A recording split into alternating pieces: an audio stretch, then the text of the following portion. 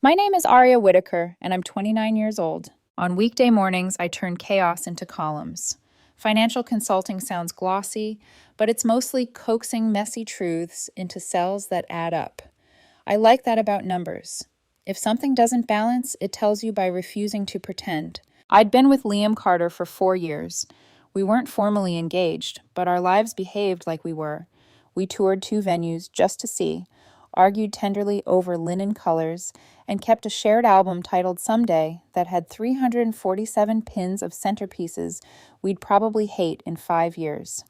His mother, Carol, called me family without air quotes. We had a dog name picked out we never said out loud, as if speaking it might summon expectations we were still saving for. 6 months ago, the past started tapping at our windows in the shape of a woman named Sabrina Chen, Liam's ex from college. I'd heard of her in past tense, young and messy and very in love, the kind of story everyone tells better with distance. Then the mentions changed tense. First, it was likes on her photos, sunlit gym selfies, a latte with a leaf, a skyline he swore looked like ours, then comments, then DMs because she'd reached out to congratulate him on the work promotion, then just coffee to catch up. Coffee mutated into lunch, and lunch kept turning into drinks with a group from back then, where Sabrina always seemed to materialize like a cherished coincidence. I'm not the jealous type, I'm the spreadsheet type. But when someone you love starts saying things like, Sabrina always got my weird jokes, or Sabrina and I used to love that Thai place, the formulas start throwing errors you can't ignore. Exactly 1 week before Liam's 30th, he came home while I was chopping cilantro and dropped it onto the cutting board like it was harmless. I invited Sabrina to my birthday, he said, pouring wine like he was narrating a recipe. Please be mature about it. I put the knife down. Come again? He leaned on the counter, open, earnest. She's been a good friend lately. My party's at the Madison Loft, remember? I want all my important people there. You can handle this, right? There were 9 answers in my throat. What came out was a smile so tidy it felt like origami. Sure, I said, no problem. He blinked, surprised victory softening his shoulders. Knew I could count on you. He kissed my forehead and went to shower, humming a song from 2016 like the past could be rinsed off. What he didn't know was that an hour earlier, because I do due diligence for a living, I had already done what I always do when math starts to wobble. I'd looked Sabrina up, LinkedIn, Facebook, Instagram, found the glossy set, brunches, barre classes, sponsored skincare, and Connor Hale. Photos of the two of them were everywhere on her feed. Beach trip 2 months ago, anniversary caption, 8 months with my person, a carousel of him holding sunflowers on a city bridge. Interesting, since Liam had never once mentioned that the ex who was suddenly such a good friend had a boyfriend. At my desk, I drafted a message that was the opposite of drama. Polite, warm. Hi, Connor. We haven't met. I'm Aria, Liam's girlfriend. We're celebrating his birthday this Saturday at the Madison Loft, 7 o'clock p.m. Sabrina's invited. It would be lovely to have you there, too. The more the merrier. He replied within an hour. Oh, wow. Didn't know about a party. Thanks for the invite. I'd love to come. Need to bring anything? Just yourself, I typed, hands steady. Parking can be tricky. Come a little after 8. The next days ran smooth on the surface. Liam was giddy with logistics. Guest list finalized around 40, bar menu chosen, old fashions, and a lavender gin thing Sabrina used to love. He didn't notice the way I flinched at that. Playlist built with the kind of indie pop that makes memories sound like absolution. He rented an industrial loft, exposed brick, string lights, the kind of place that photographs better than it forgives. He sent me a picture of the marquee downstairs and captioned it, Our Night. Friday, while he picked up his shirt from the dry cleaner, I scrolled Sabrina's stories. She panned across a salon chair. Fresh blowout, nails minimal and expensive. No sign of Connor in her last 24 hours. Either she wasn't posting him or he wasn't invited. Either way, my stomach learned a new kind of knot. That night, under the hum of the dishwasher, I tried to hand him language he refused. How are you feeling about tomorrow? I asked carefully. He grinned, celebrated, old, seen. About Sabrina being there, I said. He poured us both wine. Aria, he chuckled. I asked you to be mature. Don't make it a thing. It already is a thing, I said softly. You just don't want to look at it. He kissed my forehead, the way men do when they want to move the conversation without moving themselves. Sleep, he said. Tomorrow will be perfect. Saturday arrived wearing clear light. Liam looked handsome in a navy button-down that made strangers want to tell him secrets. I wore the dress he once said made me look like I knew things, silk that draped like an answer. We got to the venue at 6 to tape the last place cards and argue cheerfully about the volume. At 7:17, his co-workers trickled in. At 7:33, my friend Jules arrived, clocked the tension with one raised brow, and squeezed my hand hard enough to say, "I'm here if it burns." At 7:41, Sabrina walked in, tall, lit from within by the attention of being expected. She held flowers. Liam's face split open into a boy I didn't know anymore. "Sab," he said, arms outstretched. "Liam," she laughed into his shoulder. The hug lasted exactly 4 seconds too long. "Happy birthday." He took the bouquet like an offering and forgot to introduce me until the silence forced him to. "This is Arya," he said, turning belatedly. "You've heard me." "So much about you," Sabrina finished, smiling with a sweetness that felt like polished silver. "You have great taste. The venue's gorgeous." I smiled back, the way one might at a mirror with a hairline crack. They drifted toward the bar, an orbit they'd been practicing for months. I watched the way he angled toward her, the way she touched his sleeve when she laughed, the way nostalgia makes space in a room by pretending it was always there. At 8:10, the elevator doors opened again. Connor stepped in, tall, shoulders squared, holding a small wrapped box, scanning the room for the woman he loved. "Connor," I said, meeting him halfway, "so glad you made it." He smiled, easy. "Wouldn't miss it. Where is—" "By the bar," I said, and let him go. Sometimes the truth needs an introduction. Sometimes it knows its own way through a crowd. Connor crossed the room with the steady confidence of someone who believes he is walking toward joy. Sabrina didn't see him at first. She was laughing at something Liam said, her hand braced casually on his forearm, ownership disguised as nostalgia. Then Connor's reflection appeared in the mirrored back bar, and the laughter slid off her face like light leaving a window. "Babe," he said warmly, slipping his arm around her waist and kissing her cheek. "You look incredible. Happy birthday. Oh, wait, not you. Happy birthday, man." He offered the wrapped box to Liam with a friendly grin. "I'm Connor." The air took a step backward. Sabrina's smile turned to porcelain. "Connor, what are you—" "Arya invited me," he said, still cheerful, oblivious to the threads pulling tight. Super sweet of her. Liam blinked like a flash had gone off. "Right. Hey, thanks for coming." His tone aimed for casual and landed on guilty. Around us, the party's hum throttled down. Jules took a slow sip of her drink without breaking eye contact with me. One of Liam's co-workers whispered, "Wait, what?" into a napkin. Over by the string light wall, Carol, Liam's mother, tilted her head, confused, already calculating what this would mean for the Christmas card. Sabrina found me across the distance. Her eyes asked a question she didn't want answered. I offered the smallest, politest smile I owned, the kind you wear when you're done being the only adult in the room. "Why didn't you tell me there was a party?" Connor asked, lowering his voice for her. "I almost made other plans." Sabrina's laugh came out thin. "It was last minute." "Last minute enough that you forgot to mention your boyfriend?" I said lightly, because softness can be a scalpel. Color rose in her cheeks. "Can we— excuse us," she said, already tugging Liam toward the hallway that led to the bathrooms and the staff coat rack, the corridor where venues keep their secrets and their brooms. Connor watched them go, confusion folding the corners of his smile. He turned to me. "Did I walk into something?" "You walked into everything," Jules murmured, appearing at my elbow like a guardian angel with eyeliner. "Stay with us," she added to Connor, kind. "You deserve context." He nodded, swallowing. "Okay." I didn't follow Liam and Sabrina, not at first. I didn't need to. The hallway funneled sound back into the room, and their voices sprinted ahead of them. "You invited him?" Liam hissed. "You didn't tell me he existed," Sabrina shot back, fury pitched low. "Because it wasn't relevant." "To whom?" She laughed, brittle. "To your girlfriend? To me? To the story you've been selling where I'm some unfinished chapter that needs an epilogue?" A server swept past with a tray of tiny crab cakes, eyes wide, pretending not to hear. I set my glass down and moved closer to the corridor's mouth, the way you step forward when a movie's best scene finally starts. "Sab," Liam tried, softening. It's my birthday. Can we not do this here? You mean, can we not do this at all? She snapped, lower. You've been texting me for months. Miss your brain. Miss your laugh. Remember the red scarf, like we were in a montage. You asked me to coffee. You asked me to lunch. You told me you and Aria were comfortable, that you felt like half of a brand. The words hit me like cold air. Half of a brand. Familiar cadence from another fight. I looked at Jules. Her jaw tightened. I never said, Liam started. You did, Sabrina said. And when I asked about Connor, you said, what was it? I don't stalk your feed.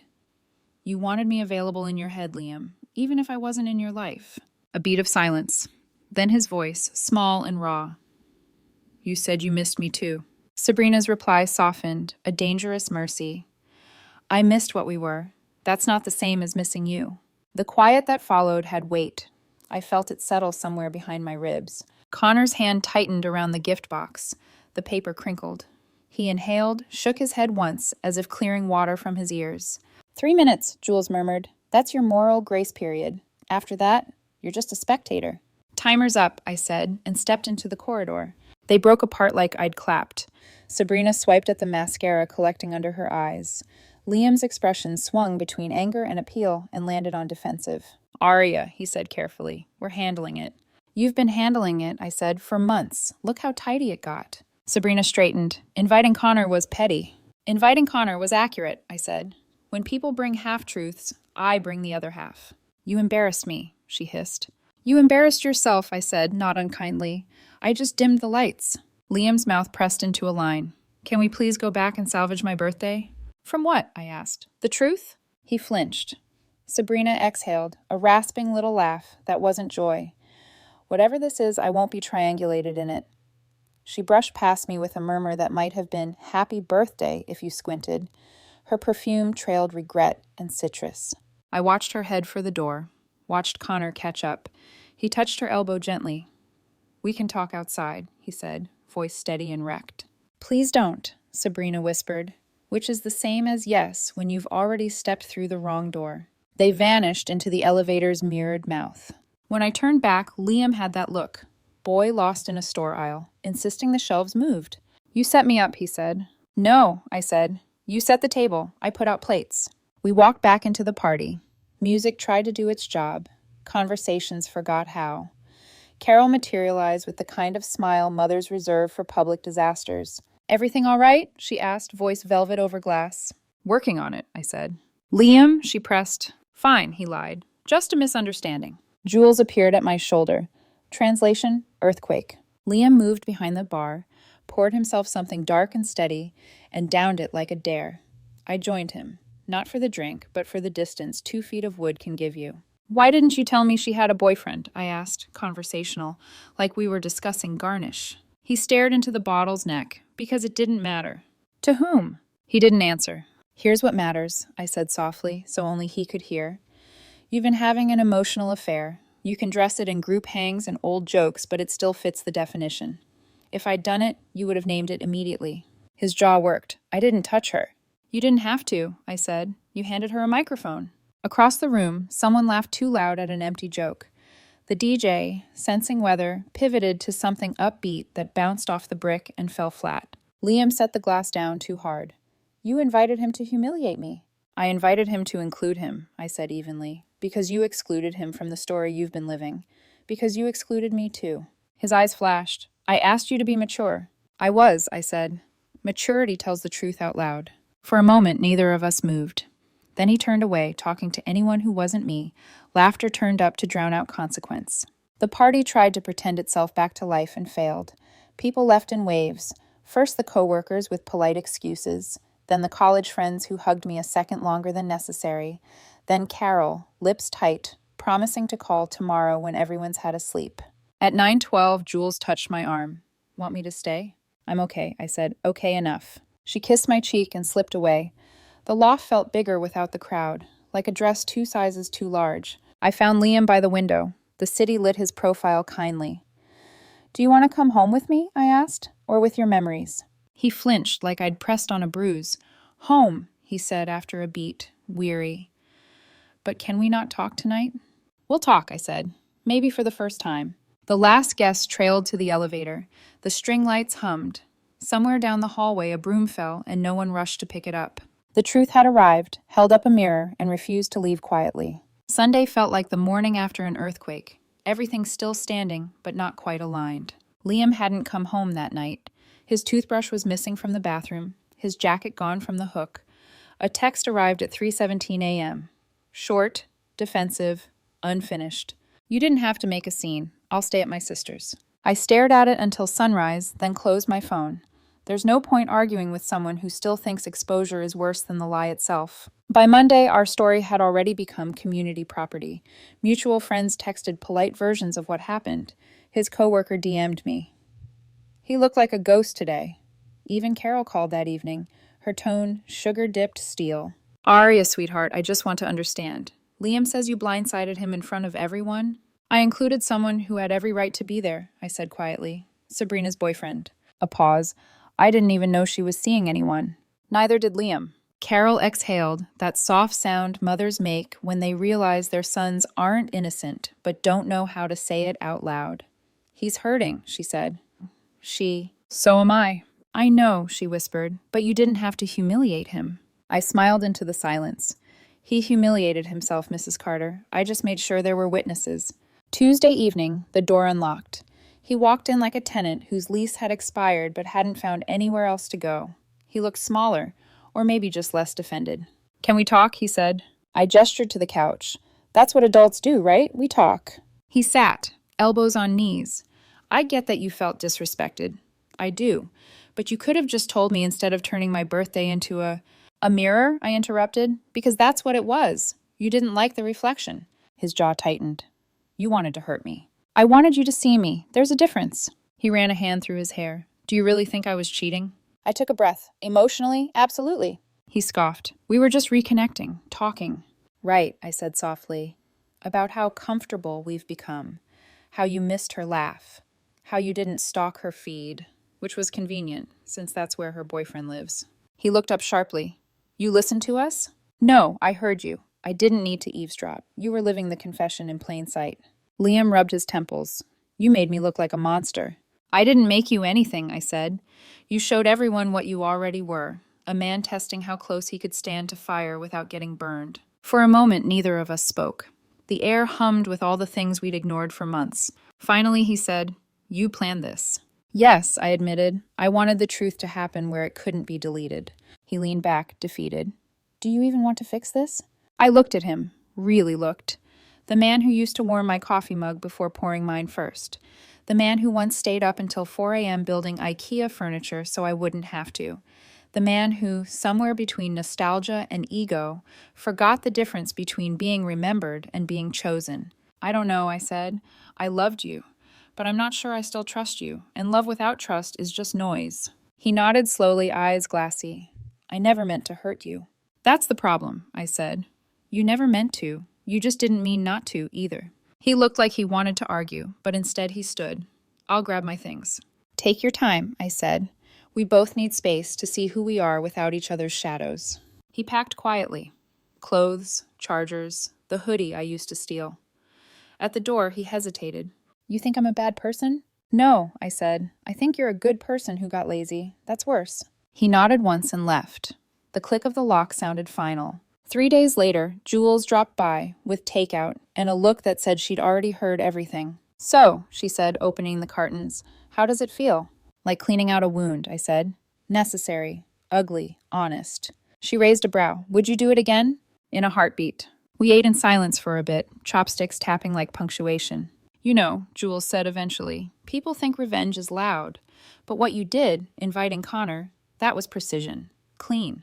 I smiled faintly. Truth doesn't need to scream. She grinned. Then let it whisper one more thing. You're free now. That night, I checked Instagram out of muscle memory.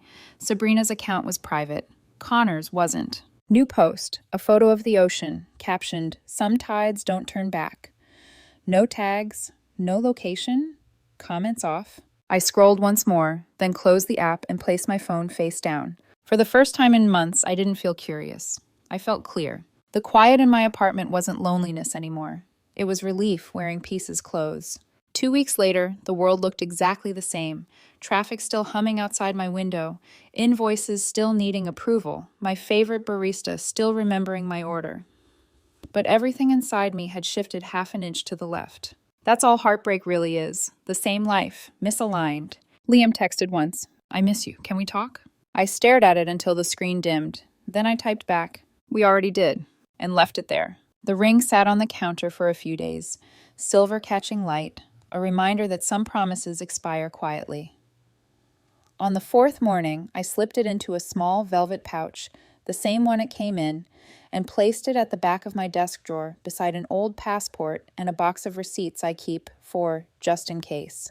I didn't sell it. I didn't wear it. I just archived it. Like evidence. Carol called again that Friday. Her voice was gentler now. "I'm sorry, Arya," she said. "I wanted to believe he'd grown out of that, whatever it is he does when he gets attention. But I think he still needs to learn the difference between being admired and being loved." I swallowed. "I hope he does. I really do." There was a pause, then softly, "You didn't deserve that night." "I know," I said, "but I needed it." Sometimes closure arrives disguised as humiliation. I started going on long evening walks after work, not to think, but to empty the thinking. Past the coffee shop where we used to sit with matching laptops. Past the florist who always wrapped his mother's favorite lilies for me in brown paper. Past the riverwalk where we first said "I love you" and last said "I can't do this." Everything looks smaller now, or maybe I'd just outgrown it. 2 weeks later, Jules convinced me to meet her at a wine bar. "You're coming," she texted, "dressed like revenge." I did. When I arrived, she was already halfway through a glass of Pinot and mid-laugh with a stranger at the next table. Someone tall, kind-eyed, completely unaware of the story tattooed under my ribs. "Arya," Jules said, waving me over. "This is Ben. He knows nothing about you. Yet." Ben smiled. Always a strong introduction. I smiled back. It wasn't attraction. It was possibility. The quiet kind that doesn't demand anything yet. We talked about music, travel, tax deductions, normal things. The world had edges again. When I left that night, I realized I hadn't thought about Liam for an hour straight. That felt like progress. A week later, an envelope arrived in the mail, Liam's handwriting. Inside was a folded note and a check. For the loft deposit, he wrote, "It's the least I can do. I'm sorry for everything. I've started therapy. Not because of you, but because you held a mirror I couldn't look away from." I stared at it for a long moment, then tore the check in half. Some debts can't be repaid with money. On a rainy Tuesday, I got coffee before heading to a client meeting. The cafe playlist shuffled to a song we used to love, one of those upbeat tracks that tried to sound happy and failed. I almost reached to skip it, then stopped myself. It was just a song, nothing more. I stayed, sipping quietly, letting it play to the end. I don't check Sabrina's social media anymore, but word drifts through the city like wind. She and Connor are still together, moved to Portland. Posted a photo under string lights that looked almost like the ones from that night. Good for them. Liam's profile is private now. I wish him silence, the kind that teaches. As for me, I learned that maturity isn't swallowing discomfort so other people can stay comfortable. It's setting the table for truth, even if dinner turns into a disaster. I've learned to stop fearing confrontation. It's not cruelty to insist on clarity. And I've learned this. Nostalgia is just memory wearing makeup. Last night, Jules and I sat on my balcony with cheap wine and expensive peace. She asked if I'd do anything differently. "Maybe," I said, "but probably not." She smiled. "That's growth." "No," I said, "that's relief." The city glowed beneath us, little windows filled with stories I'll never have to live. For the first time in a long time, I didn't feel like I was waiting for the next apology. I was already in the aftermath, and it was quiet, and it was mine.